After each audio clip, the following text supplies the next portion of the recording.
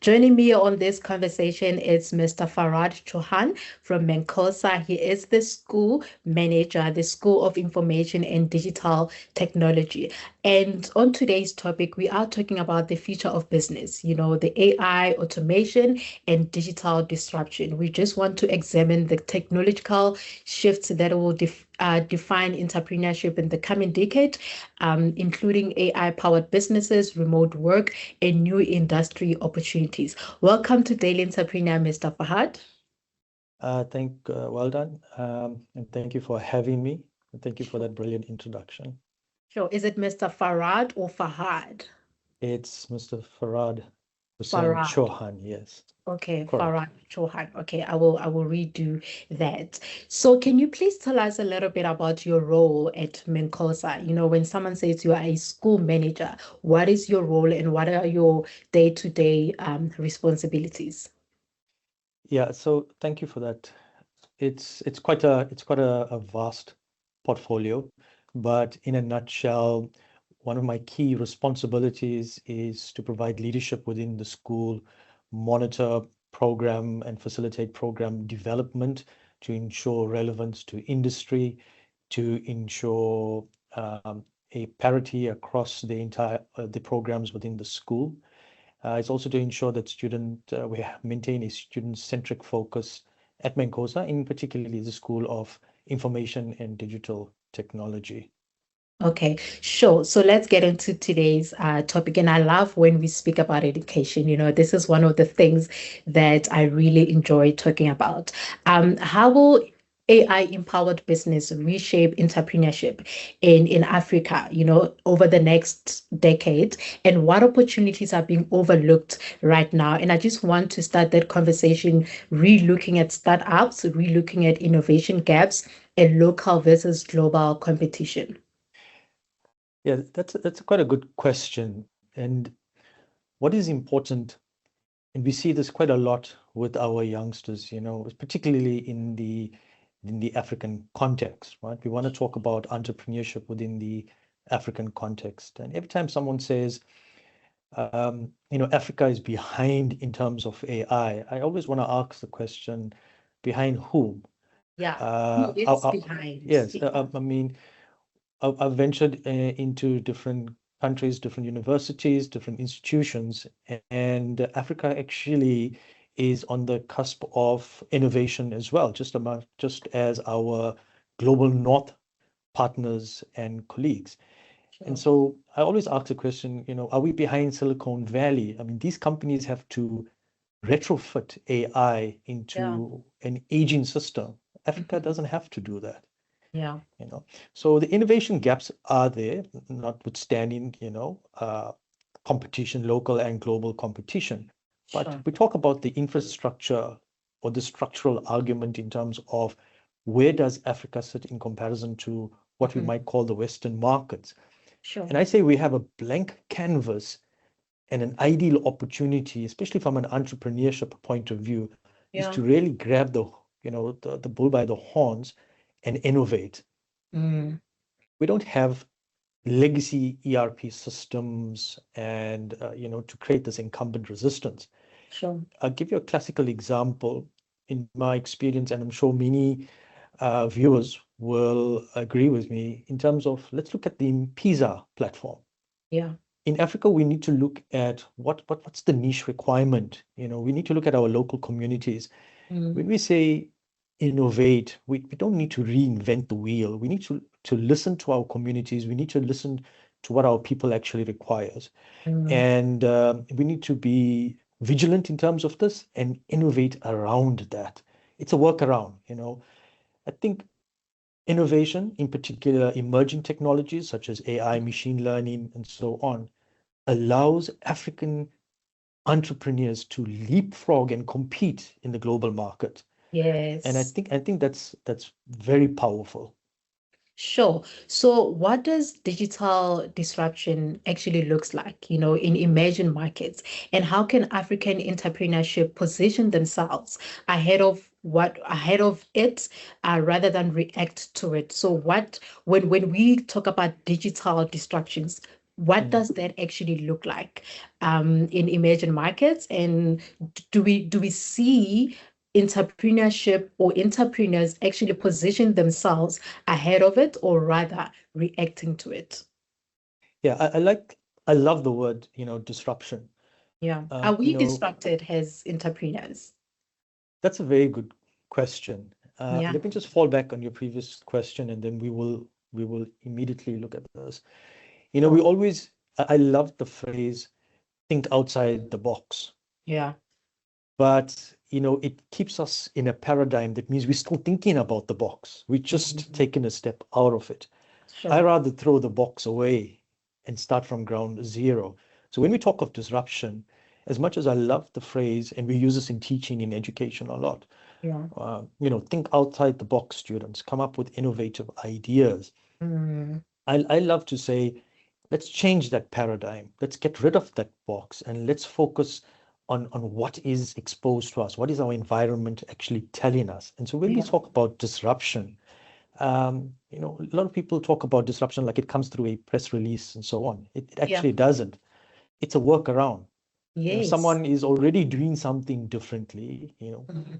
like I mentioned in Pisa, you now can, the founders of it had a look at the African continent or their local environment and found that, yes, here's a problem. We don't have this massive, infrastructure to facilitate financial transactions, but Yes. the accessibility of mobile devices or edge devices is basically everywhere. Yeah. So we started using USDD codes to transfer money. So you look around your environment, look at your taxi infrastructure or the industry, for Yeah. example. Yeah. We've got Uber, we have quite a few of the other Yeah. uh, platforms for transportation. Why can't Mhm. we get a local entrepreneur to develop an application and utilize tools to Yeah. facilitate the public taxi industry? You know, Sure. Sure. so this is what our local entrepreneurs need to be doing. We don't need to compare horizontally to companies like Google, Yeah. Facebook, and Meta, and all of these. We need to look at ourselves and say, what are our basic needs? That is Yeah. basically disruption. Sure. And do you think it's moving slowly or it's just coming in hot? Because when we speak about entrepreneurs, we need to look at innovation and then move. Do you think the disruption is actually coming in hot or it's slowly moving at a slower pace? I think in Africa, and I'm going to speak in terms of the local context, there are Yeah. several waves that we look at. Mm. It will depend in the environment in terms of whether it's actually coming in fast or not. Remember, Sure. South Africa, within the South African context or in the African context, there is a greater accessibility to technology, but then comes about the capability. Are we able to use that technology? Are we consumers or are we inventors? Yeah. So that's a very important question. It does come in fast, Mhm. but the rate of regulation, the rate of the dissemination of that information within the education system, Yeah. in industry, needs to catch up. And like Sure. I said, there are three waves. Mhm. The first wave is infrastructure. Yeah. Does emerging markets like the African continent have this infrastructure? Mhm. And we shouldn't follow pursuit in terms of the global north. We should be looking at what do we have that can disrupt it. For example, do we need to build massive fields or farms of servers? Or can we Mm. use existing infrastructure to sustain our people Yeah. and to And innovate? drones. Yeah. So this is where local entrepreneurs, thinkers, innovators need to settle in. The Mhm. second wave would be, the behavior of business models. Do Sure. companies, infrastructure, governments facilitate business models to enable our entrepreneurs? And Yeah. the last wave uh, is the collapse, faster and harder than anyone Yeah. precipitated. Take the banking sector. We've got Bitcoin that's come in. We've got Yeah. blockchain that's come in. We've got traders. So exactly. So our entrepreneurs, more so than I always say, I was born at the wrong time. If we say 20 years from now, imagine the Yeah. technology that would be around us. Sure. So today we have tools available.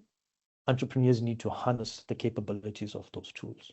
Sure, that's so powerful. And then with automation replacing certain jobs, what new roles and industries are likely to emerge?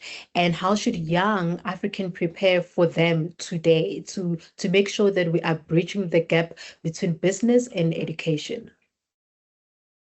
Yeah, every time someone prompts me the question, will automation take jobs, in particular African jobs, as you mentioned, I Yeah. want to just flip that a bit. The Okay. more important question here is, what jobs is automation creating or developing that Mhm. nobody in Africa is currently being trained for? And I think Yeah. that's a very important question. We need to just think about it for a second, Sure. because that gap between what the economy needs and what educational institutions are producing is not just an education crisis. It's Yeah. the biggest talent bridge opportunity on the continent. And what this means is, what are we training our students for? Mhm. And if we train them well and we identify the market and we understand the market properly, then we're actually creating jobs for our African graduates. Yeah. I'll give you a classical example. Do we train students on AI, or how to use AI, or machine learning, or blockchain? Mm. Mm.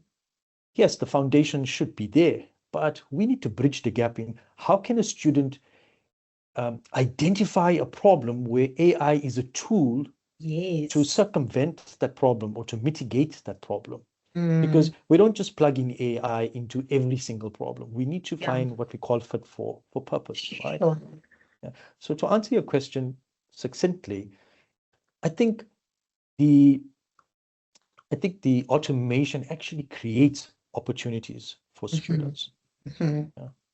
All right. So, and in the current African education system, is the current African education system rather keeping pace with the fourth industrial revolution, or are we preparing students for a world that no longer exists? Yeah, that's a very hot question at the moment. Is Yeah. education, in particular African-based education, keeping pace with what we call the fourth industrial revolution? But I also Sure. want to extend the fact that we have already entered the fifth industrial Yeah, we've already revolution. moved past Yes. the fourth one. So the pace of which technology is evolving, the way Mhm. we communicate, the way we do business, the way we educate our people is accelerating at an exponential rate. And we need our, innovators. We need people, or can we say boots on the ground, to really understand the Yeah. industry and how things are moving. And Mm. here's the brutal diagnostic for you. I Okay. would think about 10 to 15% of young Africans have basic computer skills, and I'm talking across the African continent here. Yes. And about 10 to 15% have access to infrastructure in terms of digital education. Mm. So this becomes a bit of a problem, right? Meanwhile, AI skills demand uh, is doubling every 10 to 12 months. Today, Yeah. we have a new version of an AI platform coming out. So how do we bridge this gap? Are we actually training students to keep pace with the fourth industrial revolution, or in this case, the fifth industrial revolution? I think Yeah. institutions really need to revisit that.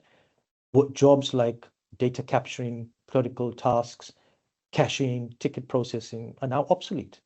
We need to create or train our students for tasks such as, or opportunities such Mm. as AI project managers, Yeah. people who actually take machine learning as a tool or as models and turn them into products humans would actually pay for. Sure. AI auditors and ethics Mhm. specialists. All too often when we speak at conferences and different platforms, we're Mm. trying to regulate. We cannot regulate. It's so ad hoc. This It emerging is. technology is so Yeah. ad hoc. But do we now fixate on a certain tool? Rather develop graduates such as Mhm. AI project managers, AI auditors, and ethics specialists, domain experts, Mm. train those type of individuals that become agile and resilient, especially in this type of environment. Sure. So then you will say the first basic need for African students will have to someone to be like a digital savvy person or just know your way around how to use digital tools. Yeah. It's important to understand, and I like the word that you used there, which is tools. Yeah. These emerging technologies are essentially tools that will help facilitate a potential entrepreneur or graduates to address challenges within the African context. A Okay. classical example would be if we're using an AI chatbot like your Chat GPTs and your Gemini and Claude. All right. They are trained on data sets that are not within, the African context. I mean, Africa Mm. has in excess of about 2,000, indigenous languages. Mm. One pertinent aspect would be create a data set that Yeah. speaks to your local environment, that addresses local challenges. Sure. All right. Yeah. So with institutions like MANCOSA, and has someone who's a school manager, what are the steps that you guys are taking in leading entrenching technology in all of its courses, and how will this benefit students formalizing their education in commerce, in business, and entrepreneurship? Like, what steps are you guys taking in leading this entrenching technology in all your courses? Okay, yeah, thank you for that question. It is quite a broad question, but I'm going to Mhm. try and keep it as concise. So let me start with simple but a powerful idea. The future Yeah. of business is not led by those who understand technology, but Sure. those who can actually apply it meaningfully. Yeah. Application of knowledge, application of technology is Mm. meaningful. And this Mm. is precisely where Mancosa is not just participating in conversation, but actively shaping it. Yeah. You see And from leading it. exactly. Mm. You may see many or several institutions, technology now sits at its periphery, right? Perhaps as a module or an outcome, a specialization, and Mm. essentially an add-on or a short skill. But the reality is, in today's world, there's no such thing as business without technology. Yes. Every decision, every transaction, every customer interaction is now digitalized. So Yeah. Mancosa has recognized this shift and has Mm. responded to it with intention. So instead of teaching technology as a separate discipline, we have actually woven it, the technology into actually the DNA of all our programs. Yeah. Whether a student is studying perhaps commerce, Mhm. business, management, or International. entrepreneurship, Yeah. it's not just learned, about the field. They're actually learning how that field operates in a digitally disruptive, data-driven environment. Yeah. Remember that Menkosa is not just a management institution. We have an entire school that's committed to emerging technologies, Yeah. AI, IT, computer science, and so on. So the question then we ask is, and as an institution, is what does this look like in terms of practice? It means Mm. a marketing student doesn't just study customer behavior. They can explore data analytics, digital platforms, and perhaps AI-driven insights. This also means that a finance student doesn't just interpret balance sheets.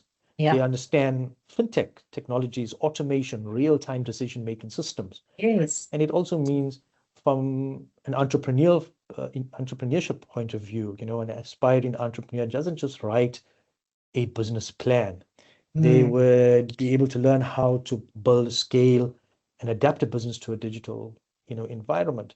Sure. Remember, at Minkosa, we are quite agile in the way we approach our qualifications and what we want our graduates to look like. What are their attributes? They Yeah. need to be. Our students are taught that change is the only constant. Yes. Technology will always evolve. So All the you need to be time. able to learn, yes, Mm. learn, unlearn, and relearn. And Mm. this is the characteristic of a Minkosa student. And this is how technology is woven into all our programs. Sure. Will you say you guys have already started implementing that, or it's something like, is that already active, or it's something that you guys are looking at getting into? Like when we look at students who are studying at Mancosa or students who've already graduated, is this something that is already in place, or you're planning to put it into action? Yeah, that's a good question. A large fraction of it is already in place. Okay. In the education systems, we have to make sure that qualifications are currently speak to industry. We have a lot of industry partners, educational partners locally and internationally that also help and drive these sorts of vision that MANCOSA wants to maintain. And we Mm-hmm. want our students to be confident. We want to compete on the global stage. Yeah. So yes, a lot of our programs have already integrated these type of can we say paradigms Yeah. to the programs. And in the age of AI and automation, knowledge is no longer scarce. It's an Yeah. application of that knowledge. Mm. And institutions like MANCOSA, in particular MANCOSA, we will lead that. Yeah. Oh, that's great. I love that. So, what are some of the measures that entrepreneurs can implement now to address some of the challenges that we discussed during this conversation? Yeah, I've always, I've spent many years in the higher education system. And Yeah. like I said earlier, we was born 20 years from now because the technology that comes out is phenomenal. It's so Sure. hard to keep pace with technology. And this is Yeah. why we say it's such an agile and an ad hoc environment, because Mm. regulators, governments find it so difficult to regulate these emerging technologies. But what I Yeah. would love to say to potential entrepreneurs and students is that you don't need to wait for a graduation. Yeah. You don't need to wait for an institution or a lecturer or a mentor to say, start. Yeah. One of the biggest pitfalls is we want perfection. As Mm. entrepreneurs, Yeah. you would want perfection. I would say start, disrupt. You learn along the way. You get to understand Yes. your market a lot Yeah. better. Um, the tools are there.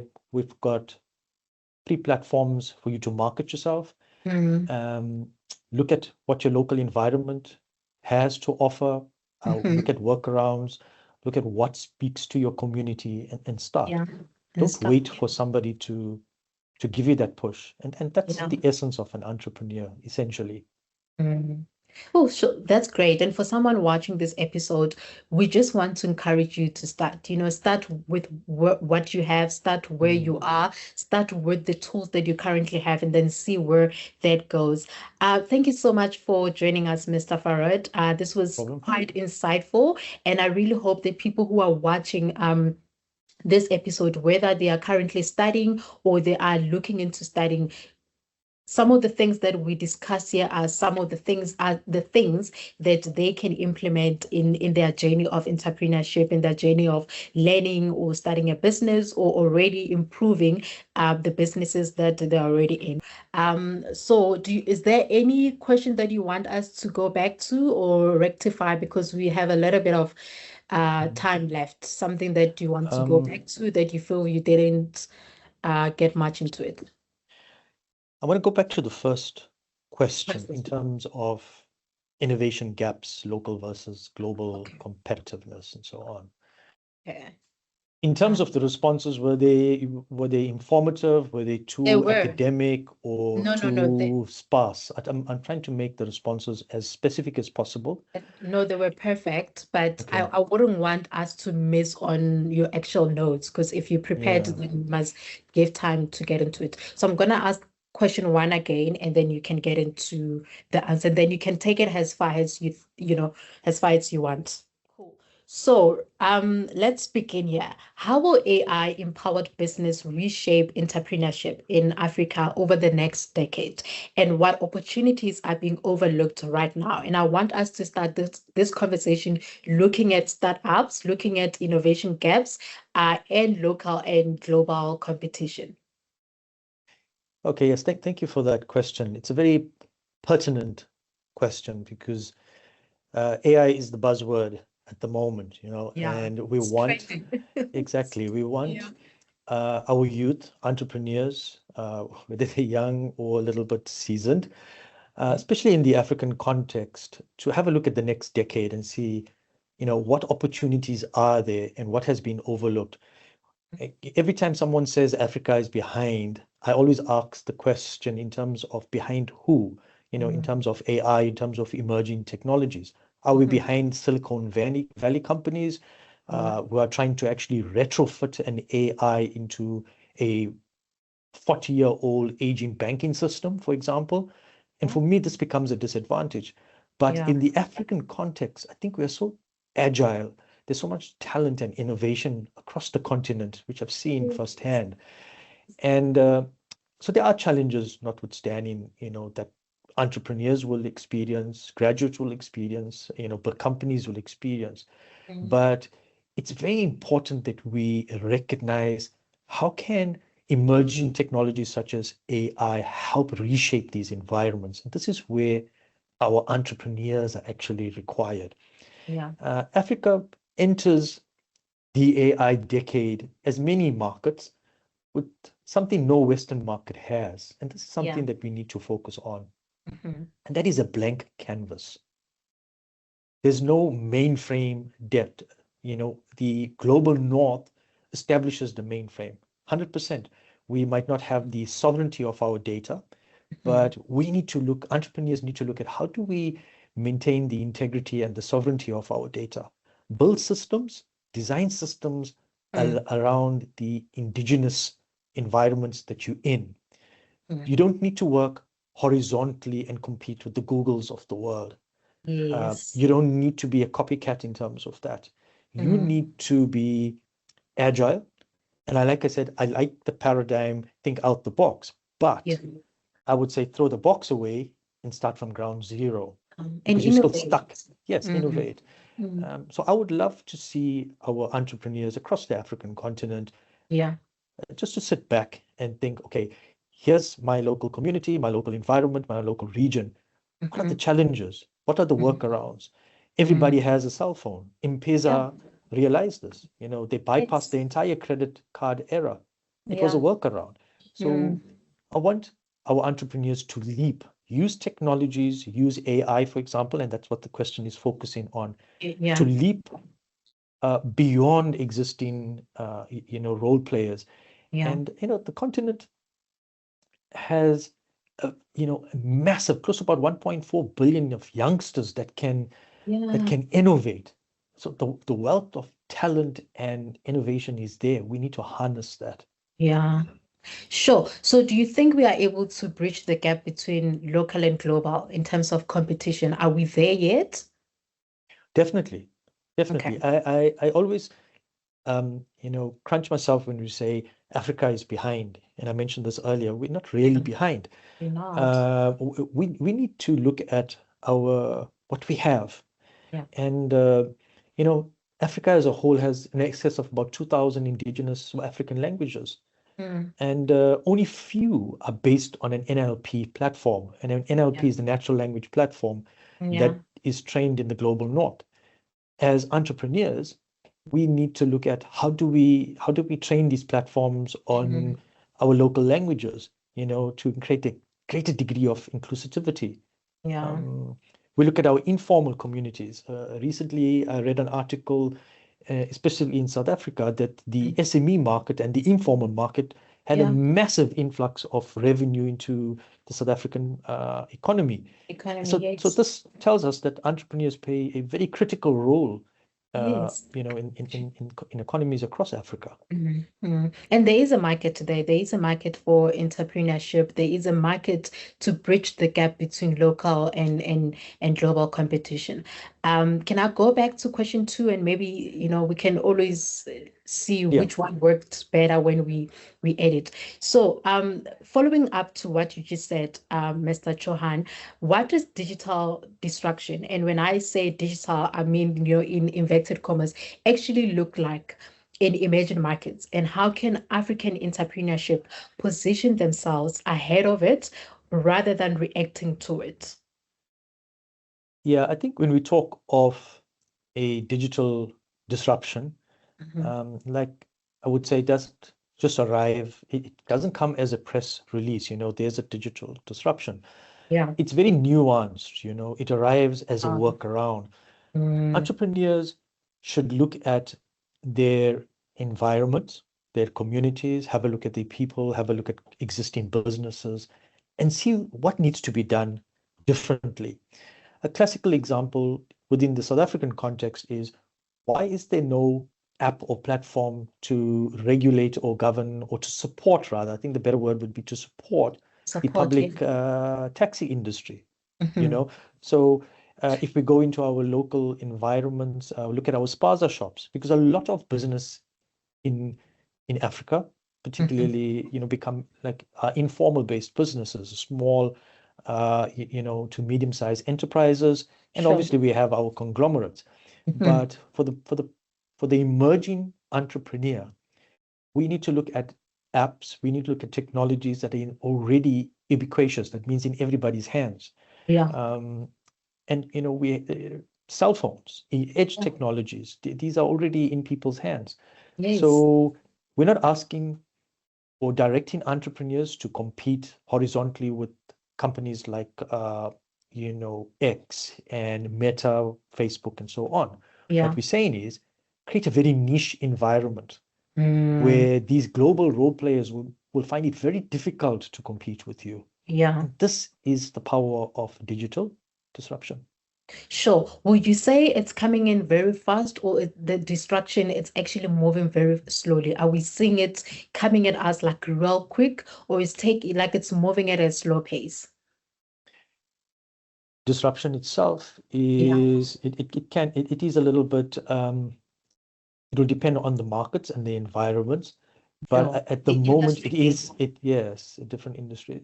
It's actually happening quite fast, and people Sure. might not recognize it because, like we started off, might say, are we prepared for the fourth industrial Yeah. revolution? We're Yeah. actually in the fifth. So these things tend to fly over our heads. And Yeah. an agile entrepreneur is one that can see opportunities where no one else can see it. So it's actually Yeah. coming quite fast. Sure. For Mm. someone watching this episode and they are entrepreneurs or they want to start businesses, what are some of the measures will you encourage them to implement, considering the things that we discussed during this podcast? I would say try and isolate yourself. Stop reading reports, Mm. disruption reports, and so on. You need Yeah, to go out into the field. yeah, All too often we're talking about regulations. We want to see what's going on in the news. I say, as one of my mentors, Steve Jobs, would say, go and make a dent in the universe. yes, yes, Sit in a taxi rank, or go and yeah. sit in a market stall, or sit in a Go on the clinic waiting ground. room. Yes, Yeah, go on go the on the ground. ground. Yeah, Go and sit there for a day. Go and have a look at your local clinic for the day. Ask the yeah. question over and over. What are people Mhm. doing here that nobody has built a Yeah, proper business around? yeah. I've seen students starting to develop apps, for Yes. example, on GVB, gender-based violence, for Yeah, reporting to local clinics and healthcare systems. yeah. These are critical apps that have an impact. Mm, So, go and have a look at, for example, a person running a spaza shop, managing his or mm, her entire supply mm, relationship. Look at the WhatsApp communities. mm. Can you communicate to sell, for example, bread within your local community? Get Sure. businesses to understand the power of technology and see Yeah. how it can create jobs, create opportunities for not only yourself, but those Mhm. those around you. Stop sitting and saying tomorrow, tomorrow. It's never going to happen. It's never going to happen. So what you're Yeah, saying is that instead of looking at innovation directly, we need to also start looking at how we can fill the gaps into different industries. correct. And Yeah. remember, innovation, and this might be a personal perspective, doesn't mean a seismic change. It means a small Yes. change, Yeah. Yeah. but that could have A a huge seismic influence. impact. Yeah. You just need a pebble in the pond and it'll Mhm. ripple out eventually. Sure. Sure, that's great. Thank you so much for your insight. Thank you so much for joining our Daily Entrepreneur today. And thank you so much for sharing your knowledge when it comes to education, when it comes to entrepreneurship, innovation, AI, and the fourth industrial revolution. I'm so glad that we are able to speak to you today. Thank you for having me, and I hope that our listeners have benefited from this interaction. Yeah, I'm sure they will. Thank you so much, Mr. Farad. Thank you. All the Sh- best. Sure.